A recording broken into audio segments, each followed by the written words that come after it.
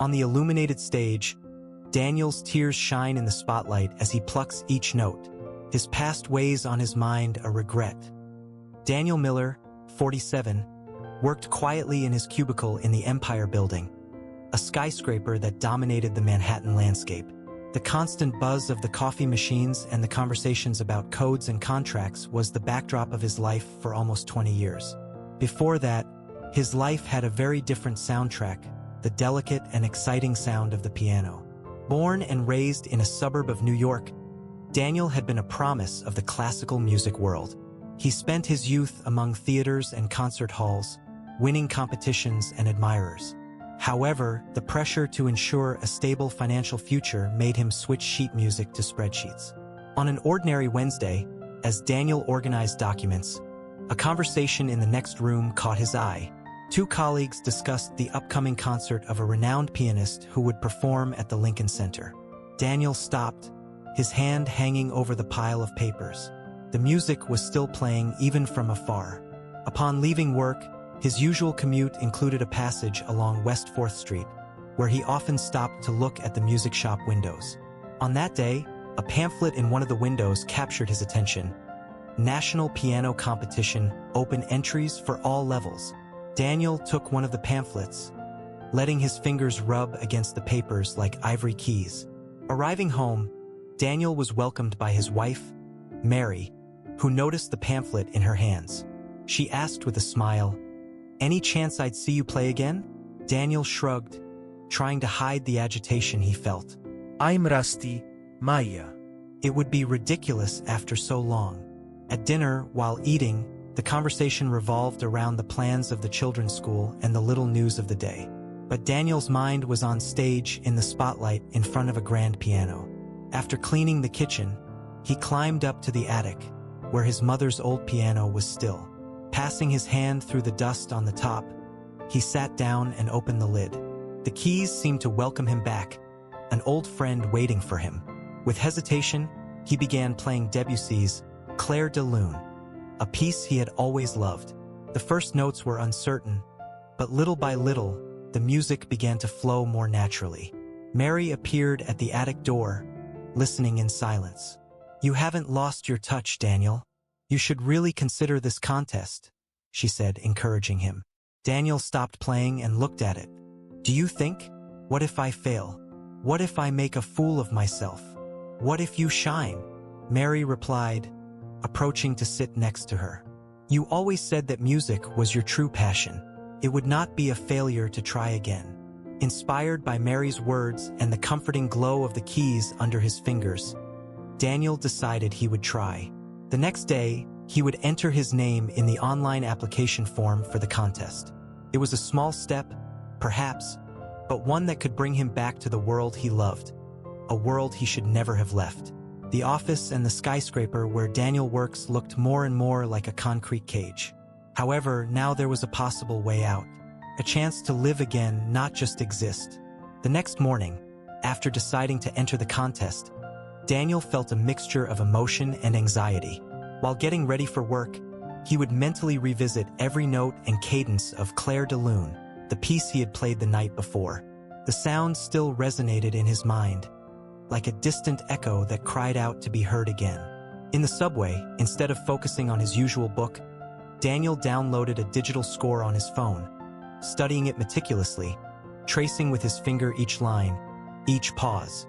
Upon arriving at the office, he found the usually sterile environment a little more stifling than usual. The conversations about deadlines and goals seemed particularly empty that day. During lunch, Daniel isolated himself at a table in the corner of the cafeteria, again opening the score on his tablet. His colleague, Mark, a data analyst with whom Daniel rarely talked about anything other than work, approached with a tray. "Studying something new, Daniel?" Mark asked, looking curious at the screen. Daniel hesitated, but something within him wanted to share his enthusiasm. "It's a score. I'm thinking of entering a piano contest." Mark arched his eyebrows, visibly surprised. "Wow, that's really impressive. I didn't know you played. I used to play a lot before." "Well, before all this," Daniel gestured around, indicating the corporate environment. But it's been forever. Man, that's amazing. What's your fear? Mark encouraged before taking a bite of his sandwich. Daniel sighed. It's just been so long. What if I'm not good at it anymore? What if I get on that stage and all that comes out are mistakes and failed notes? Mark pondered for a moment. But what if you're amazing? What if it changes everything for you? We won't know until you try, right? Mark's words, simple but sincere, echoed in Daniel for the rest of the day. Upon returning home that night, Daniel was determined, but his mind was teeming with a whirlwind of fears and expectations. Arriving home, he found the illuminated attic and Maria inside, cleaning the space around the piano. I thought you'd like a good place to practice, she said with a warm smile. Grateful, Daniel hugged her. Thank you, Mary. That means a lot to me. In the days that followed, Daniel immersed himself in an intensive training routine. Mornings were dedicated to work and evenings at the piano. Each practice session was both invigorating and humiliating. The pieces he had chosen for the contest were challenging, especially a complicated sonata that required impeccable technique and a deep emotional understanding of the music. One night, while Daniel struggled with a particularly difficult passage, his teenage son, Lucas, snuck into the attic. The boy sat quietly, watching. After a few minutes of truncated notes and frustrated pauses, Daniel sighed and looked at Luke. Shouldn't you be studying? Daniel asked, trying to mask his frustration. Lucas shrugged. I wanted to see you play. Mom said you're preparing for a contest. Daniel nodded, wiping sweat from his forehead. Yeah, I'm trying at least, but it's been harder than I remember. I think you're doing fine, Lucas said, and something in the boy's sincerity made Daniel smile. Do you really think so? Daniel asked, hoping not just consolation, but honest opinion. Yeah, and more than that, I think it's nice to see you doing something you love. It makes you look different, happier. Lucas stood up and walked to the piano, playing a random note. No matter what happens in the contest, you're kind of winning anyway, right? The simplicity of Luke's observation reached Daniel deeply. Yes, he was happier. The music had rekindled a part of his soul that he thought was lost. Worries about failing on stage seemed small and distant now. In the weeks leading up to the contest, Daniel continued to perfect his pieces. Each note played not just out of habit, but with a new layer of passion and determination.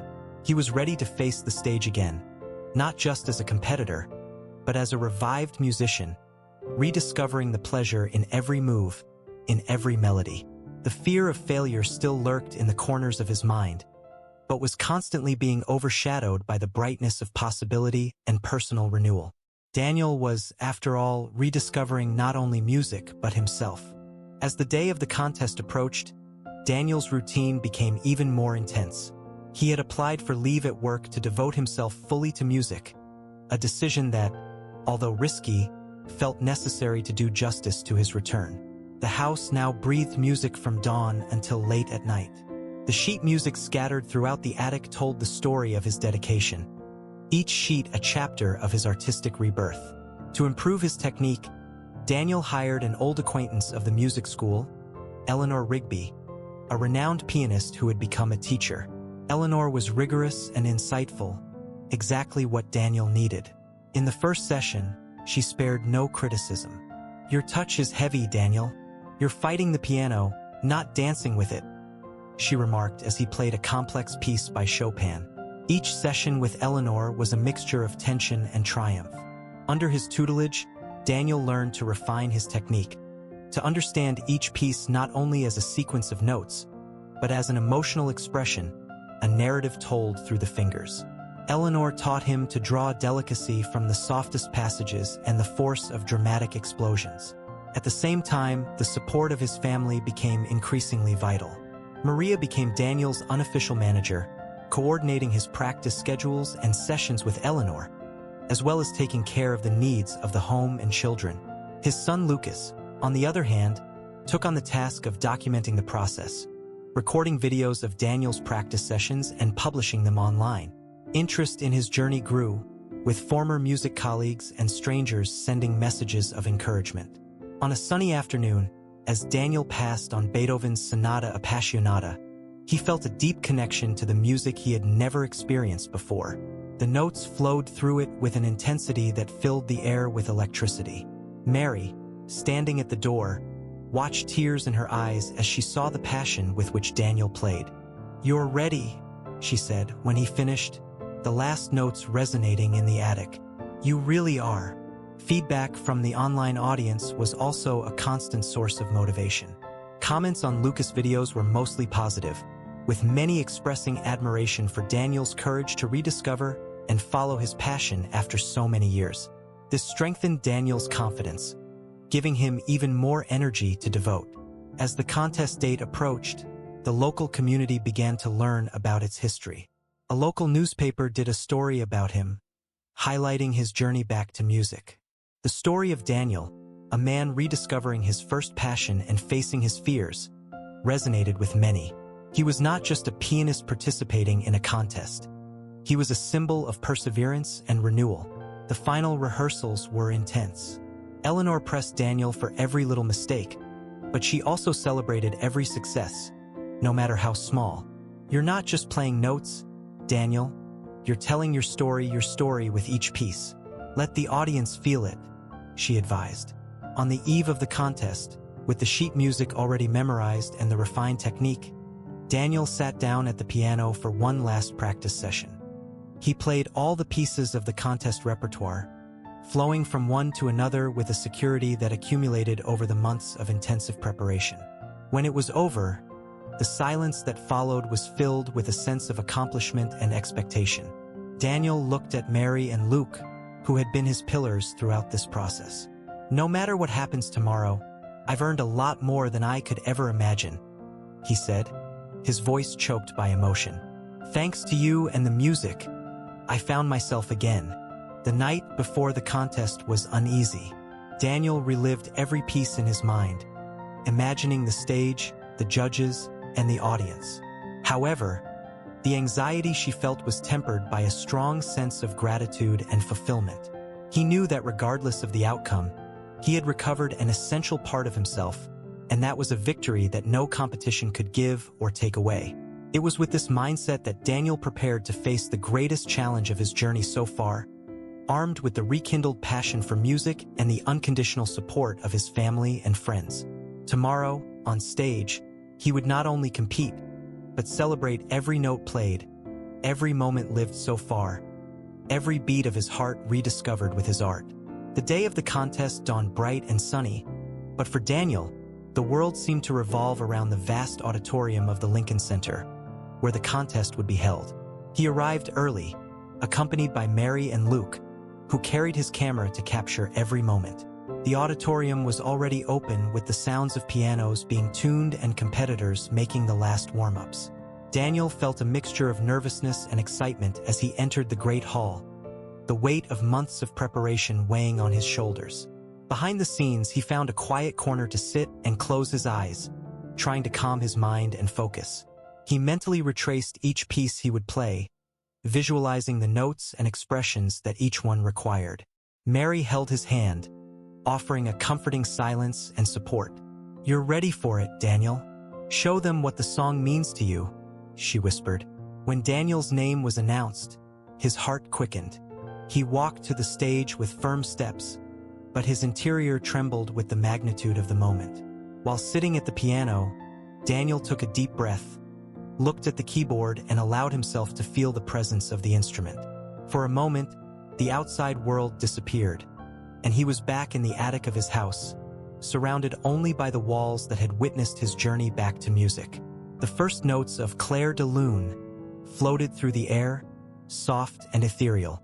Daniel played with a delicacy that seemed to paint the images of the moon shining on a quiet lake directly in the mind of the audience. As the music developed, viewers were taken into this world of serenity and pure beauty. Daniel's gaze was fixed, every movement of his hands an extension of his soul. Following Debussy, Daniel delved into the emotional complexity of Beethoven's Sonata Appassionata. His hands moved with a passion that not only reflected the intensity of the composition, but also his own personal battle and triumph. The audience felt each note pulsating with life, each pause charged with tension and resolution. At the end of his performance, the auditorium was silent for a brief moment, as if the world needed to breathe, absorb what it had just experienced. Then, as if in one movement, everyone stood up, applauding fervently. The sound of the applause flooded Daniel with a wave of emotions. Tears burst in his eyes as he waved, grateful. Backstage, Maria and Lucas rushed to hug him. "You were amazing, Dad," Luke exclaimed, his voice full of pride. Mary just smiled, her eyes shining with tears of joy. "You showed them all, but more importantly, you showed yourself," she said. The wait for the results was agonizing, but for Daniel, the result of the contest no longer mattered as much. He already felt victorious, having regained his passion and shared his heart through music. When they finally announced the winners, Daniel was awarded second place. But the claps that echoed for him seemed no less thunderous or less sincere. In his acceptance speech, Daniel spoke about the journey to rediscover his passion and thanked his family and friends for their unconditional support. "This competition was not just about winning, but about returning to what I really love. Thank you for allowing me to share this with all of you," he declared, his voice firm and clear. In the following days and weeks, Daniel received numerous messages from people who had been touched by his performance and history. He was asked to give recitals and masterclasses, and slowly began to consider music not only as a hobby, but as a central part of his life again. Daniel's life had changed, not because he had won a contest, but because he had allowed music to guide him back to his true essence. At home, the piano in the attic was no longer just an antique piece of furniture, but a symbol of rediscovery and hope, a testimony that it is never too late to find your way back to what you love.